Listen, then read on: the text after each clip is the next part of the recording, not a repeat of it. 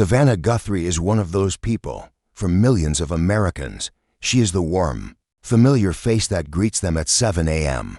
She is the lawyer-turned-journalist who has interviewed presidents, broken major stories, and held the anchor chair at one of the most powerful morning shows in television history. But behind that polished smile, behind those perfectly lit studio lights, behind the years of headlines and viral moments, there's a story that most people have never fully heard, a story about pain that doesn't make the morning rundown. About fear that no makeup can cover. About a woman who has stood in front of the world and smiled while quietly fighting battles that would have broken most people. At 54 years old, Savannah Guthrie has reached a point in her life where the truth is finally coming into focus. Not just the version edited for broadcast, the real version, the human version. And what you are about to hear will change the way you see her forever. Stay with us, because this story is only just beginning. If you have ever turned on NBC's Today Show on a weekday morning, then you already know Savannah Guthrie, even if you don't know her story. She is the woman sitting behind that desk with a smile that somehow feels both professional and deeply personal at the same time. She has the rare ability to make you feel like she is talking directly to you, like she is a friend who just happens to be on national television. But Savannah Guthrie is so much more than a morning show host. She is a trained attorney with a law degree from Georgetown University. She covered the White House for NBC News. She moderated a presidential town hall. She has sat across from heads of state, Olympic champions, Hollywood icons, and grieving families, bringing the same level of dignity and grace to every single interview. She has built one of the most respected careers in broadcast journalism over the past 2 decades. And yet, in all that time in the spotlight, the most important chapters of her life have remained quietly tucked away from public view. Her journey from a small-town girl in Arizona to the anchor desk of one of America's biggest morning shows is not a simple straight line. It is a winding, difficult, emotional road filled with personal sacrifice, unexpected loss, private health crises, and moments of profound self-doubt. There is the Savannah Guthrie the world sees every morning, polished, confident, unshakable. And then there is the Savannah Guthrie that very few people ever get to meet, the one who has cried in quiet rooms, the one who has faced terrifying diagnoses, the one who has questioned everything, her career, her worth, her purpose. At 54, she is at a crossroads that every woman, every human being, eventually reaches, a place where you stop performing your life and start truly living it. This is the story of that journey. Savannah Clark Guthrie was born on December 27, 1971, in Melbourne, Australia. Though she is about as American as it gets, her family moved back to the United States when she was just a toddler, eventually settling in Tucson, Arizona, where Savannah would spend most of her childhood. It was a normal, modest upbringing in many ways, a family rooted in faith, in hard work, and in the kind of quiet values that don't often make the front page of gossip columns. But Savannah's childhood was also shaped by something deeply painful. When she was 16 years old, her father passed away. Let that sink in for a moment. 16 years old, the age when everything feels uncertain anyway. When you are trying to figure out who you are, what the world wants from you, where you belong. Losing a parent at that age doesn't just break your heart. It rewires something deep inside you. It forces you to grow up before you are ready. It plants a quiet kind of grief that never fully disappears. It just learns to live alongside you. Savannah rarely spoke about this loss publicly for years, but those who know her well say it shaped the way she approaches everything. Her seriousness of purpose, her deep empathy, her ability to hold space for people in pain during her interviews. She carried her grief quietly, the way strong people often do. After high school, Savannah found her passion not in television studios but in courtrooms. She studied journalism at the University of Arizona, then went on to earn her Juris Doctor from Georgetown University Law Center. That she was a lawyer first, a journalist second, and a television personality almost by accident. But what happened next changed everything. After passing the bar exam and working briefly in law, Savannah pivoted toward journalism, a field that would allow her to combine her legal mind with her natural ability to connect with people. She started small, local news, regional stations, the long, unglamorous grind of early broadcast journalism where you wake up before dawn, write your own scripts, do your own hair, and hope someone important is watching. Someone was watching. NBC took notice of Savannah Guthrie in the mid-2000s, bringing her on as a legal correspondent. She was sharp. She was composed. She had a way of translating complex legal language into clear, compelling storytelling that audiences could actually understand. Then came the White House. From 2008 to 2011, Savannah served as a White House correspondent for NBC News, covering the Obama administration. This was not a background role. She was in the briefing room. She was asking the questions. She was doing live shots on the South Lawn while history was being made just a few hundred feet away. It was during this time that the television world truly discovered what Savannah Guthrie was capable of. In 2011, she joined the Today Show as a co-host alongside Matt Lauer. It was a massive platform, one of the longest-running programs in American television history, watched by millions every single morning. And Savannah thrived. She brought intelligence and warmth to the anchor desk in a way that felt genuinely rare. She wasn't just reading scripts. She was listening. She was thinking. She was present in a way that made viewers trust her completely. When she moderated the presidential town hall in 2016, the entire country watched. She was composed under impossible pressure. She asked difficult questions and held her ground with grace. This moment would define a chapter of her entire career. She had arrived, not just as a morning show host, but as one of the most credible and respected voices in American journalism. But fame has a way of testing you. And for Savannah Guthrie, the tests came in waves.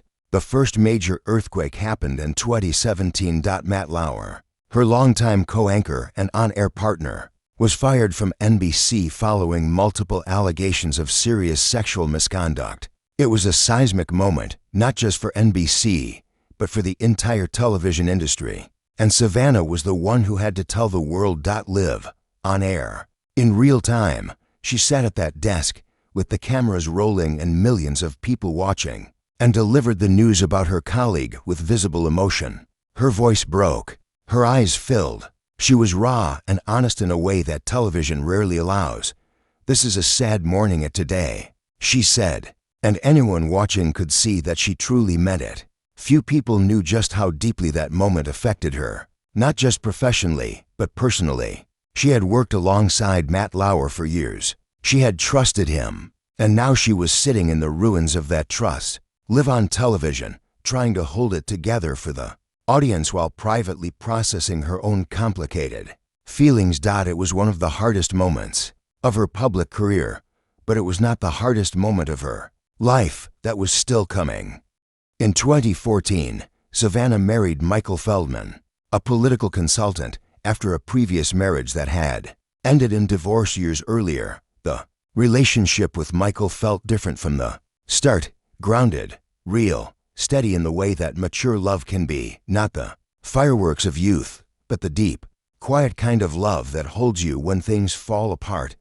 Together, they welcomed a daughter, Vale, born in 2014, then a son, Charlie, born in 2016, becoming a mother later in life, in her early 40s, changed Savannah in ways she has spoken about with remarkable honesty.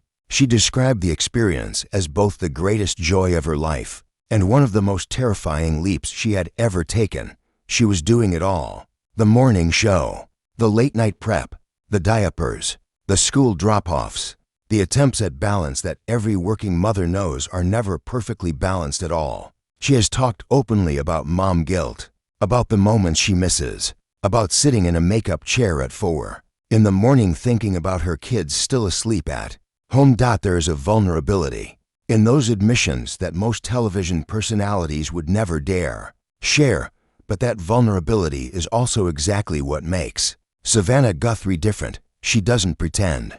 She doesn't perform the perfect life. She shows you the edges. Turning 50 was a moment of deep reflection for Savannah, and the years that followed brought changes that were impossible to ignore. The television industry is not kind to women as they age. There is a quiet, persistent pressure to look younger, to compete with newer faces, to fight against the natural passage of time in ways that men sitting in the same chairs simply are not required to do. Savannah has spoken about this carefully, thoughtfully, honestly. She has talked about the shift in how she sees herself, about learning to find confidence not in how she looks on camera, but in what she actually brings to the table, the experience, the judgment, the hard-won wisdom that only comes from living through things. At 54, she carries herself differently than she did at 34. There is something quieter about her now, something more certain, something that can only be earned, never borrowed, and never faked. But aging in public also means aging in pain. And for Savannah, that pain has been very, very real. Now we return to the moment that started this story. The private pain, the hidden struggle, the heartbreaking truth that Savannah Guthrie has carried quietly for years. In 2016, at the height of one of the busiest and most demanding seasons of her professional life, Savannah suffered a devastating injury to her right eye during a simple, ordinary family moment at home. Her young son accidentally struck her in the eye while they were playing together. What followed was a terrifying medical journey that most of her viewers never knew was happening.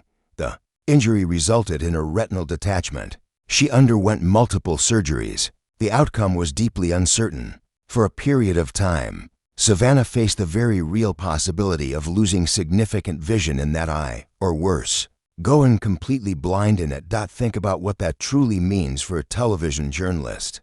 Her career depends on her presence on screen. Her livelihood depends on her ability to read teleprompters, to make eye contact with cameras, to project confidence and clarity under the brightest studio lights imaginable. As she was quietly facing the possibility of losing her sight, she did not make this the headline. She did not build a public campaign around it. She went to work. She sat at the anchor desk. She smiled for the cameras. And behind the scenes, she quietly fought one of the most frightening battles of her life, alone. In the way that truly private people fight their hardest wars, the surgeries helped. Her vision was preserved, though the experience left permanent marks on how she sees the world, literally and emotionally. Few people watching her every morning had any idea what she had been through, what she was still working through, the fear she had silently swallowed so she could keep showing up for an audience that depended on her steady presence. That is the private pain. That is the truth behind the smile. And there is something else, something that goes even deeper than the physical. In interviews over the past few years, Savannah has talked with increasing openness about the emotional weight of the work she does, about covering tragedies, school shootings, natural disasters, political chaos, and having to absorb those realities while maintaining composure for millions of people who need someone to look calm.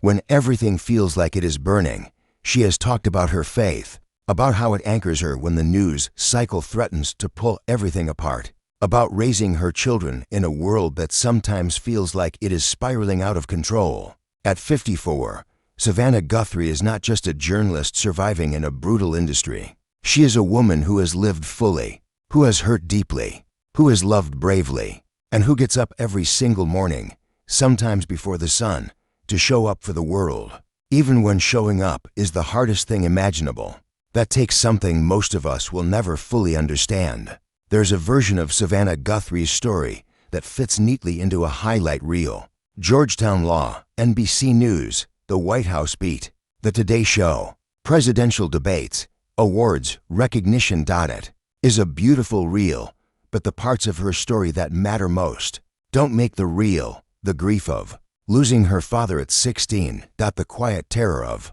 facing vision loss while the cameras kept rolling, the complicated emotions of watching a colleague fall from grace in real time and still having to face the audience the very next morning. The invisible weight of working mother guilt that no career achievement can fully lift. These are the moments that define a person, not the awards, not the accolades, not the ratings, the moments you survive when you had every reason not to. Savannah Guthrie at 54 is proof of something we all need to be reminded of from time to time, that the people we admire from a distance are fighting battles we cannot see. That strength is not the absence of pain. It is the decision to keep going in spite of it. That you can be accomplished and afraid at the same time. That you can smile for the cameras and still cry in private. That both things are true. Both things are allowed. And that living a life of purpose, showing up every single day for something bigger than yourself, is one of the most courageous things a human being can do. Savannah Guthrie has been doing that for decades. And if her story teaches us anything at all, it is this: the most important truths are rarely found in the headlines. They are found in the quiet spaces between them. In the surgeon's waiting room, in the 4 a.m. makeup chair, in the bedtime prayers whispered to sleeping children, in the unshakable faith that somehow tomorrow will be better than today. That is Savannah Guthrie's truth, and it is one of the most powerful stories hiding in plain sight.